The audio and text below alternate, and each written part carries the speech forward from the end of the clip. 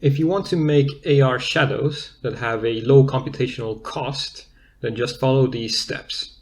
First, place your 3D object in your scene.